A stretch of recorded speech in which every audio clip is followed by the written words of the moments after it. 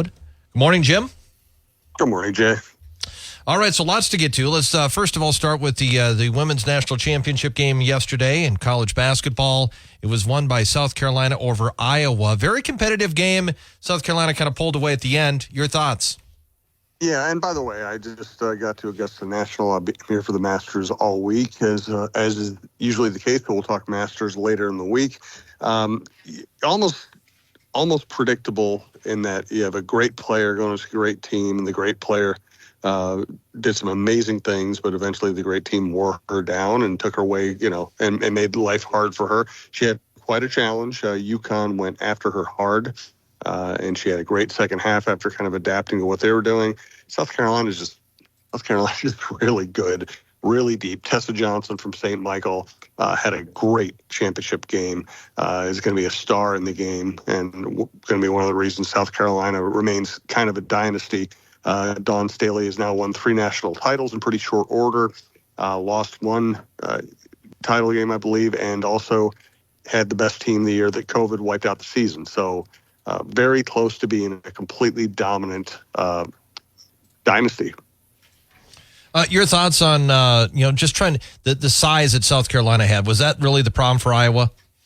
Yeah, I mean, if you look at Iowa's roster, they have the greatest player of all time, and they have basically they have the greatest player of all time who's basically a point guard who shoots a lot, and then they have 3 guards, and then they have a forward who isn't that tall. I mean, they're undersized.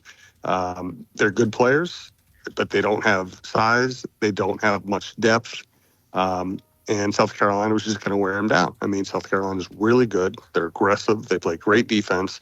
Cardozo's a big, strong player who's going to be a high first-round draft pick in the WNBA. And Iowa just doesn't have that. Iowa needed Caitlin Clark to kind of do almost everything. And for a while she did, but that's hard to do for 4 quarters against that kind of a team. Jim, the men's championship game is tonight. It's Purdue versus Connecticut. Going into the weekend, it looked like those were the 2 teams that were going to emerge, and that's exactly what happened. Yeah.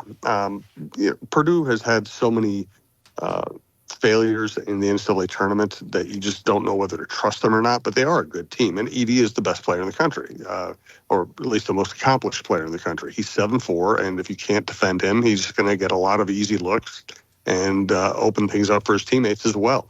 UConn has size. They have, I think, the better roster, the better guard play. I mean, UConn's the best team in the country. So Edey's probably going to have to do something pretty spectacular, and his teammates are going to have to take advantage of open shots for them to have a chance tonight. Who's the better big man, Edey or Clingham? I mean, I think you have to give it to Edey. He's the National Player of the Year. He has been the most dominant player all year. He has the numbers. He probably has less help than Clingham. Clingham might be Clingham's more athletic, and maybe Clingham ends up having a better chance at the next level because of that. But in terms of college basketball, you got to say it's Edey. Jim, last night the Timberwolves win again. Big second quarter. They beat the Lakers 127-117. Naz Reid goes off for another big night. 31 points, 26 from Anthony Edwards. Your thoughts on that latest Wolves win? Naz Reid has been spectacular. He was spectacular in the 6-man in the role, and now he's spectacular stepping in, which is also the role of a 6-man, to step in when one of your teammates is injured. So, I think he's really, especially with Malik Monk being hurt, I think he's really pushed himself to the forefront of the 6-man of the year award discussion. He really wants it. I think he's earned it. I expected him to play well with Cat out. I didn't quite expect him to be this excellent. He's been fantastic. And now they're back at the top, tied for first in the West with Denver, game ahead of Oklahoma City with 4 games left, 54 victories. I probably had higher expectations for this team each of the last 2 years than most people. I'm not sure I would have picked them getting to 54 wins, and they still have 4 games left. And they've clinched the top 3, right? Yep. Yes, they have. He's had a tiebreaker up. Yes, basically, yes. Okay, and that's certainly important because now you're looking at, as far as who your first-round opponent is, when you look down the list, though, your first-round opponent could going up against Steph Curry or LeBron James, because the Lakers and Golden State are still in the contention there, or Kevin Durant for Phoenix, who's right now the number 6 seed. So if you're 3, you're probably facing them. Or the Pelicans, who match up really well with the Wolves and have played really well against the Wolves. Sacramento's, struggled a little bit here lately. I guess the Pelicans have fallen off a bit. The Mavericks are playing like crazy right now. I don't know there's a matchup you would ask for, so you just take what you get. I don't think the Warriors are very good right now. Then again, they've won 7 of the last 10, so who knows? So it's more like the early NFL season. It kind of matters when you're catching somebody, how healthy they are, how well they're playing at that moment. But there are no matchups here in the West where you say, oh, good, I get to play against Steph Curry. Oh, good, I get to play against LeBron James, or I get to play against Zion Williamson. It's going to be a tough first-round series. It's just the way it is. Well, and all those teams, they're in those positions because they're flawed, right? I mean, they might have big-name players, but they are flawed teams. They have flaws, but some of them have kind of fixed their flaws. I mean, Dallas has won 9 of the last 10. They're the hottest team in the West. They were a team that didn't play any defense the first half of the season. And then they made trades at the deadline. Now they're a better defensive team. They're playing better than anybody else right now. They are flawed, but they kind of aren't as flawed as they used to be. I don't know if I trust the Clippers, but they still have that talent that scares you. Durant, Beal, and Booker are learning how to play together, and now it looks like they're catching on. Although they lost their last game, the Pelicans, Zion Williamson, if he stays out of foul trouble and is healthy, he just is almost impossible to guard. It's going to be a tough matchup. I think the Wolves should win their first round, but to expect it to be easy would be foolish. Minnesota Wild got a 4-0 win against Chicago yesterday, so they're not technically out of it, but with 5 games left, they're 9 points back. They'd have to run the table, get some help.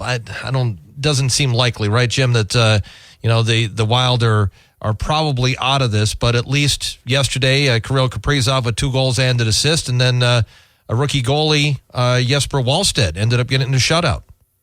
Yeah, and Kaprizov has been brilliant. And listen, they're not going to make the playoffs, and we've kind of known that for a long time now. But it has been, if you want to look at it positive, it has been cool to see Kaprizov step forward and really lead this team in a lot of ways. He's been great. And, halfway through the season, I was like, God, he's really not playing like a star. He's a good player, but he's not playing like a star. He's played like a star the last couple of months. So you can take that from the season, if nothing else. Some other things going on, Jim. College basketball, John Calipari is leaving Kentucky to go to Arkansas. Eric Musselman went to the West Coast to go coach. Was it USC that he's going to coach at? Yep. So Calipari leaving Kentucky, though, that's kind of surprising. It kind of reminds me of when Tubby Smith decided to leave there to come here. It's a brutal place to coach. Royce always told me he was in Kentucky once for a game back when we used to travel a lot more than we do now.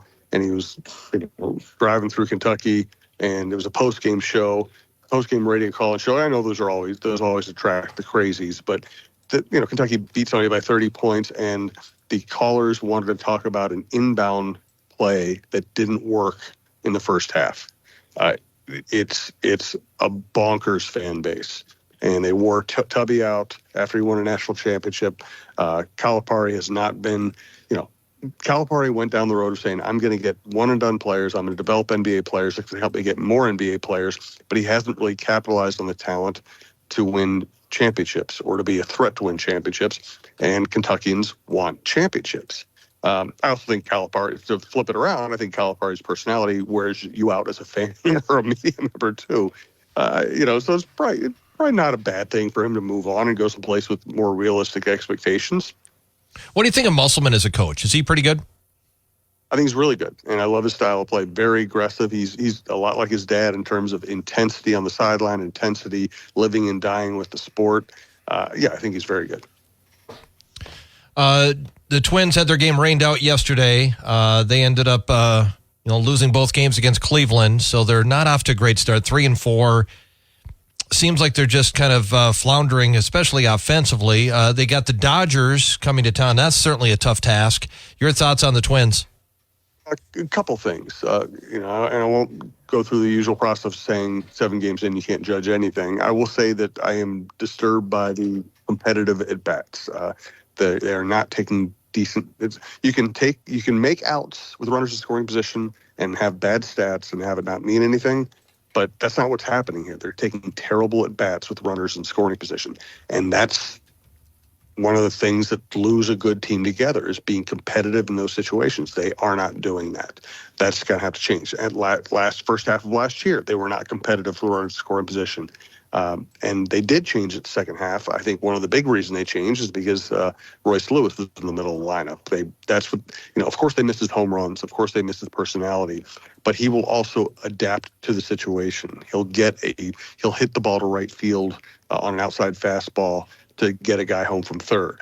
They don't have people doing that right now. The other interesting angle here is that, as Bobby Nightingale wrote in our paper, the final luxury tax numbers came out and basically revealed that the Twins are spending $35 million less this year than they did last year when they spent a franchise record $163 million. They're doing that as the Dodgers come in with a mammoth payroll. And that's another thing I don't love. I don't expect the Twins to spend as much as the Yankees, the Dodgers, the other teams. I know they took a hit in TV money, but they're coming off a season where they won a playoff game, and they obviously could use a little more starting pitching, or maybe they could have gotten somebody better than Carlos Santana as a first base DH guy, and they decided to save the money. I can't say I'm in favor of that. And, you're facing a very tough Dodgers team tonight, so that's certainly going to be a challenge. All right, so Jim, if people want to take a look at your podcasts, what can they find? Yeah, everything's at TalkNorth.com. Good chin music with Roy and Lavelle. Roy really went deep on the Twins' hitting struggles and what the root cause of them is. Very interesting stuff. Jeff Diamond on the Vikings, the Viking Updates show, John Millay on Prep, Mike Grimm on the Gophers. Everything's at TalkNorth.com or on your favorite podcast app. All right, Jim, thank you. We'll talk lots of golf as the week progresses here. We'll talk to you again tomorrow. Great. Thanks, Jay.